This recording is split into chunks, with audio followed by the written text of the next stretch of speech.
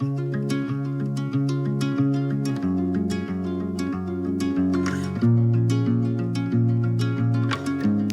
had a lot of life, a lot of movement, a lot of changes, and we're dealing with it. We're rolling with the punches. But yeah, I mean, it's been great. Life has changed in a lot of major ways, and it's all a bit about being, I would say, about adjusting to what's in front of us. And so, yeah, it's been a good life. You? Life has changed in every way since Love is Blind. We moved, we bought a house, we've had career changes, we've supported each other through health challenges. There has been just a lot of life that you live. Turns out when you only know somebody for like 7 weeks before you marry them, a lot of life happens after that. Yeah. So anyways, it's been a lot. We've grown, and we're really proud of being almost 3 years in. Yeah.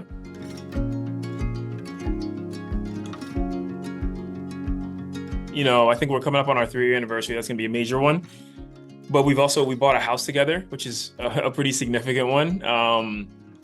And apart from that, it's been a lot of firsts. Things that Chelsea's done in her life, things that I've done in my life that we have not done on the other. And so, yeah, I think it's been cool. Just last night, we went to Cirque du Soleil. Chelsea's been to it a couple times. I never have. So I would say the major ones are buying a house, and obviously the anniversaries that we're having, and like the family celebrations and things like that. Our first Christmas together, stuff like that. But yeah. Absolutely. I actually work for Kinetic Content in the casting department. So I keep up a lot with all the happenings with Love is Blind and the franchise and where it's headed and where it's been. So proud of it every day, honestly. Yeah. I mean, so it's funny. I have a podcast, and I just talked to Bobby and Jasmine from Love is Blind UK. And so I would say we're pretty entangled in the like Love is Blind family. The universe. Yeah, the universe of it all. I'm going to be talking to Garrett later on today when he lands in DC, because he wants to ask some advice about influencer stuff and stuff like that. So yeah, I mean, I think it's a really, really cool big universe. We all stay in touch. We're all on pretty great terms. I mean, if you were on great terms in the show, you ventured off out into the show on the great terms as well. But I think what's really cool is when multiple seasons across multiple spans, and now it's 5 years of Love is Blind. A lot of seasons in, and the crossovers are great. Season 1 people talk to me, season 6 people talk to me, and I reach back and forth. So it's cool all getting to share that like shared experience.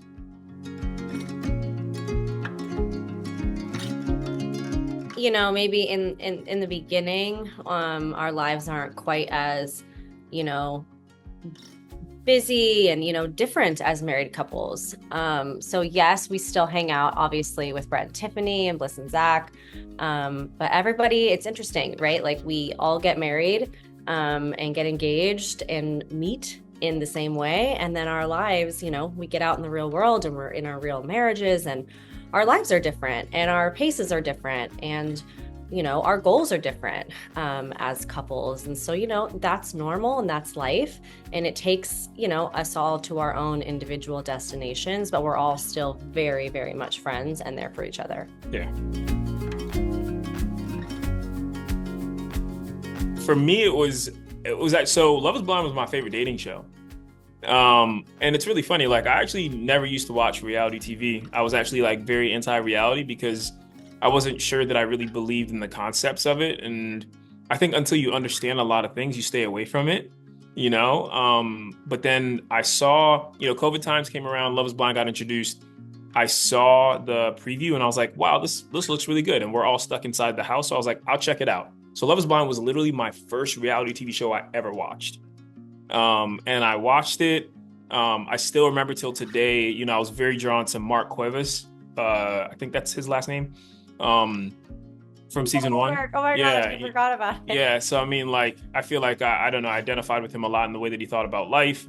But, I think it's really interesting because watching it, I had my my notions, my beliefs, and then being in the experience and then getting out of it and kind of maturing through life, I've definitely had a lot of realizations as well, because I think when you focus on the show, you have your notions, your beliefs, and then once you get out of it, you're like, oh, okay, I understand it a little bit more. But all in all, yeah, I think that's what drew me to it at first. Was Love Is Blind actually was my favorite reality show. So when I got reached out to about it, I was like, oh my goodness, 1,000 times yes. I love this concept. I love and believe in what it's doing.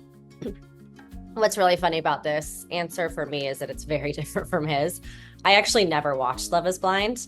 And at the time in 2019 or 2020, I was going through a breakup and it just wasn't on my radar.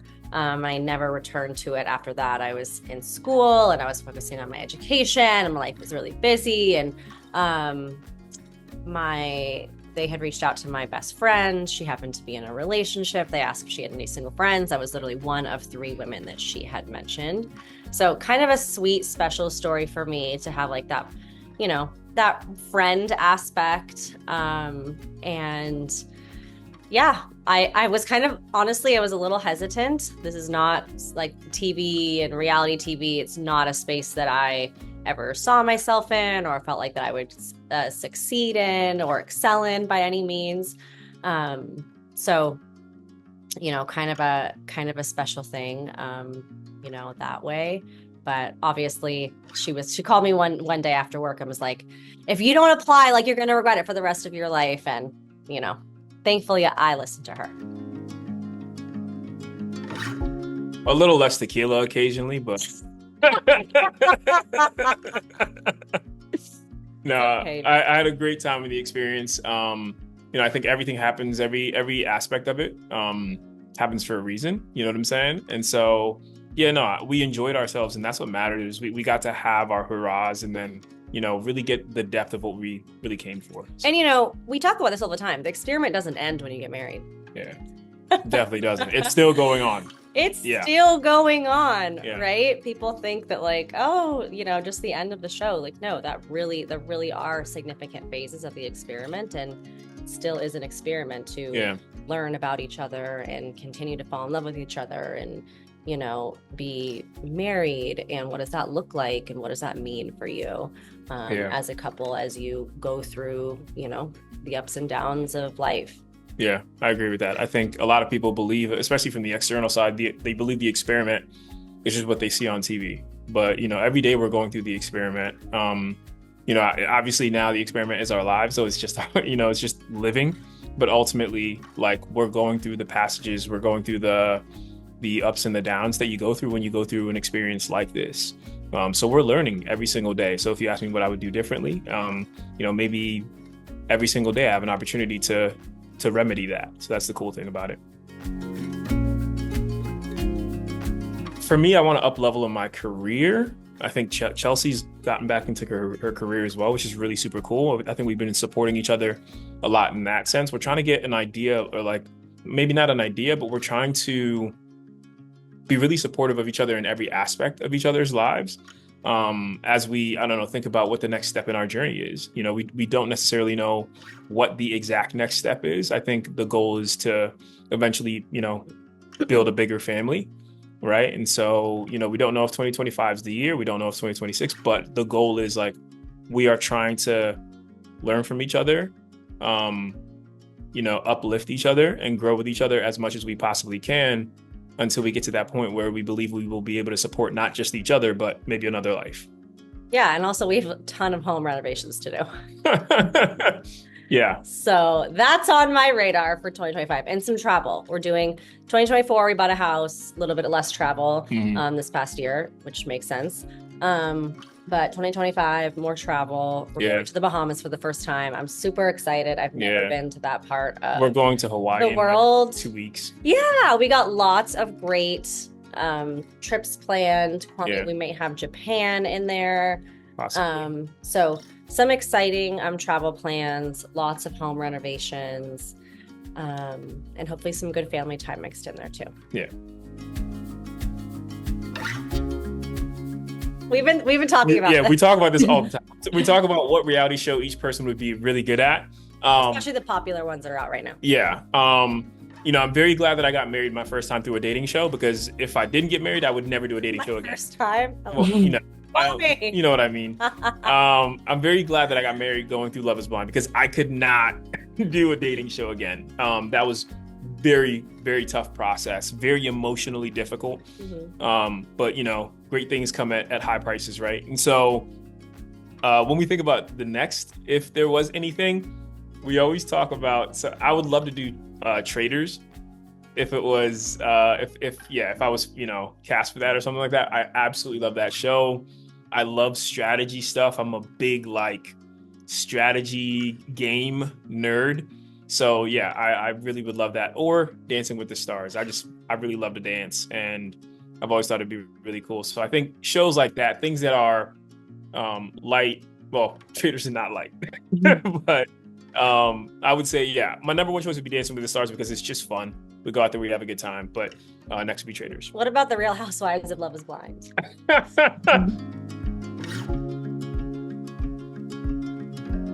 Here's something I talk about with possible candidates a lot, is that dating in a pod is actually a lot simpler and a lot less intense and intimidating than dating in real life. You can't actually mess up dating in the pods, because there's no right way to do it. There's just your way. Everyone's going to have their own journey and their own experience. And people always ask, like, when did you know about Kwame? Or how clear is it when you're falling in love with somebody? And I'm like, it's very clear. You're really focused. You're in this dating bubble with no other distractions for the first time in your entire life. I mean, the opportunity is amazing. And I truly wish that more people got the opportunity and could get the opportunity to date in that way. But it's really not that complex. And that's what I think is really beautiful about falling in love and dating in the pods. Yeah, that's a really good, profound answer. I guess mine's a little less profound, but ultimately, I guess if there was a surprise that people would not experience unless they were in it, is that you gain, I wouldn't say just about as much love or the same amount of love, but you gain an extreme amount of love for the people on the same side as you do for the person on the other side. So, like my brothers, Marshall, Brett, like the guys who are on that side, because I don't think people think as much about that side of the experiment, right? Is if you are spending as much time like in this bubble with somebody on the other end. And I got to know Chelsea so well. We fell in love, like to the point where we were like, we got married, right? It's almost that level of connection with the guys that you have as well. So like right now, I guarantee, like if I was stranded in a desert and I picked up my phone, I called Brett or Marshall to come pick me up, they would drop everything and come pick me up. You know what I'm saying? And so I think that's the camaraderie is great. The camaraderie is like, it's such an intense level. You get to know these people and they feel like family that you've known forever. So yeah, I love the level of connection that Love Is Blind builds, not just for the person that you meet, but for the people that you get to, interact with and talk to and talk about your challenges with. Marriage is never straightforward. I'm very new to, I hadn't been in a, long-term relationship in a really long time. I'd never lived with someone. My last relationship was in college. It was, we were older. I think it ended when I was 27, but, we never lived together. We never depended on each other in terms of like overall finances and things. We shared because we wanted to. We didn't share because we had to. And I think getting into, being married, living with someone, sharing because it is a requirement is a very, very different like mindset. And so I think from our relationship and from Chelsea every day, I learned that like in order to really build a relationship, I feel like when you see TV relationships, they're fluffed. It just seems like everything's perfect and it rolls out. But in order for a real relationship to sustain and to grow, like there's a lot of effort that goes into it. It's an everyday thing. And just like we are learning to share, right, that shared lifestyle is also just like an immense amount of shared growth that's required as well. Yeah, I think Kwame's taught me a lot about, allowing and like slowing down and like stopping. And I think I'm like very boom, boom, boom, boom, boom kind of person, or at least I was when I first met him and when I, got on Love is Blind. And I think,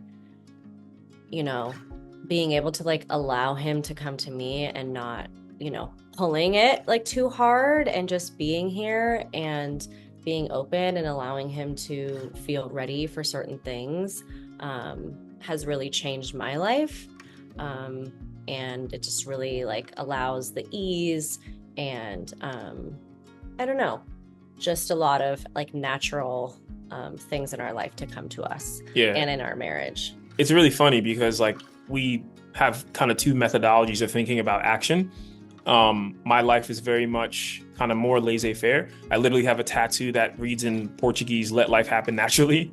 And Chelsea's very much so like, if I want it, I have to focus on it. And obviously I'm a hardworking person, but I think about things in a different way to where if I'm supposed to attain it, I'll work really hard and it'll naturally get there. I don't have to force it.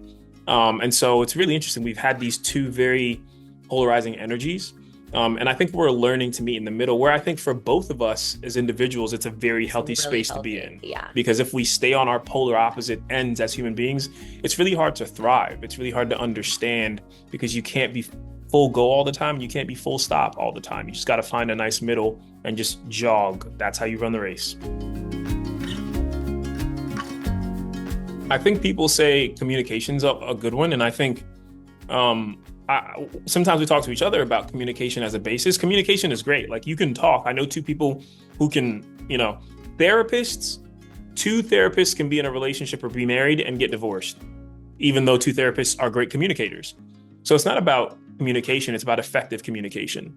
I think that's what I've really learned. It's like, we can talk all day and never arrive at the result or what's required of us within that conversation. That communication style of your partner. Exactly. You have to know what you are talking about, what you are trying to accomplish, and like, are you getting there? You can talk all day and not really get to a point. So I think effective communication is the most important thing to make sure that you are both feeling fulfilled in a relationship. And I think tenacity and grit is really important. Yeah. I mean, you really do, marriage is a in and out process. Like, you're not just climbing, you're not just on the top of this mountain the entire time. Like, it naturally has the ebbing and flowing. And sometimes the ebbing like takes you far apart and you're like, what do we do? And maybe sometimes the easy out does feel like not being together, and takes that tenacity and that grit to work through things together and to continue to fall in love and choose each other every day, even on the hard days. But I think built in there that's really important is fun, having fun together. Life gets very mundane very fast. Yes. We all have jobs, we have bills, we have lives, we have stressors, and those can just fill the space. So, being intentional about dates, being intentional about having fun. What does that look like, having fun for him versus having fun for me, right? Making sure that we're in a balance of that. What else was I going to say? Oh, and just selflessness, honestly, like waking up each day, providing. Like the other day, before I could even go get my tea and put it at my computer, Kwame already had it there.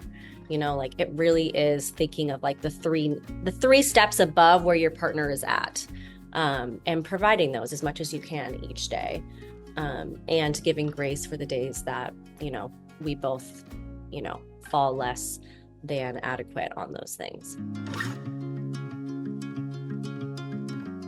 I think it's funny. Like, I think in another interview I said, and please don't use this one. No, I don't say it. No. In another interview I said, "Suck it," like as a joke. But ultimately, he goes, what would you say to the haters? The reality of it is, when I really think about it, like, as a critic, hey, cool. I'm glad you had your opinion. You are entitled to it. Like, have it, keep having it. That's okay. At the end of the day, the things that you say or do don't actually affect me in my real life. You know what I'm saying? So I think ultimately what I'm saying to any critic is like, hey, great for you. I don't really care. Love that. Here's what I think. I think that Love is Blind has a really strong fan base because of the way that that the individuals who go in and, are very brave with themselves and their lives and sharing. The way that it's told is more of kind of like a docu-series kind of style, right? Like people are really sharing about what makes them them and what's happened in their life. And because of that, it feels very real and people are really raw. And because of that, I think human beings see themselves in each of us or some of us, right? And so they just develop a very strong connection and, they want to see us win. And anything that's shown edit wise where you're not winning or where somebody is, you don't like what's happening to them, or, they're getting their heart broken, or there's some interaction that you don't agree with, that they're, that just shows the amount of love that people have for these individuals that brave and risk their lives to go in these types of things, right? So that's why I think that people have such strong opinions, is like they want to see us win. They really do fall in love with us. And so for that reason, it's okay. I don't, Kwame and I have, we had a lot against us, and I can't, necessarily tell people to their face, like, you're wrong. You're not wrong. We did. And we have risen above it, but you don't need to keep reminding us of, all the things and all the places that we've came from. Like, take us new, take us as we are. And I think a lot of people do. The people that have honestly loved us from day one still do and will always. And we love them, but it's just the nature of the world and the challenges that exist in society. Kwame and I experience as a biracial couple, like there's a lot of factors that play into it. So we talk about that a lot and support each other in that. Her surprise birthday party last year. Oh yeah. She up until we had our qualms about it, but I pretended I was taking her just to a restaurant for dinner, which I think she was hoping for something bigger, and so she had her words about it. But yeah, I mean, I had, some of our closest standing. I was like, it's okay. Like, we're still getting to know each other. But yeah, I mean, I think I had a bunch of her friends and family. I think it was maybe 6 people, just intimate, but people that she was really close to, hang out at our house and wait. And so she came in, we had the surprise, and it was just like a cool, intimate setting. And then I made her this video, which was a summary of our first couple of years together. And he played that. And I don't know, another point you're forgetting is that everybody from the show remembers my baby blanket that passed away tragically in a hotel in New York after leaving it there. And Kwame researched and purchased a blanket and cut it to size and gifted it to me that night. So there was lots of happy tears. Why is it choking me up right now? So that was a really special moment. You can see the video on my Instagram of the compilation that Kwame made. Very, very special. I don't know. I think romantic moments can mean so many different things. I think one of the most special moments that I've given Kwame is providing some really fun, lasting memory times with his nieces and nephews. And our family, and we got to go and take them trick-or-treating, and we all dressed up as superheroes. And I'll never forget Kwame's nephew and the look on his face when Kwame came down dressed as Batman. Was it Batman? Mm-hmm. And so it's just, it's building memories, and it's providing that, that space for that. And with his nieces and nephews, who were literally my favorite people on this planet, it was a very special night. Yeah, what do you do yours? What about we tell each other what we think each other? Yeah, I think hers she's definitely got 2 major ones. It's physical touch, words of affirmation. Yeah, Kwame's are acts of service.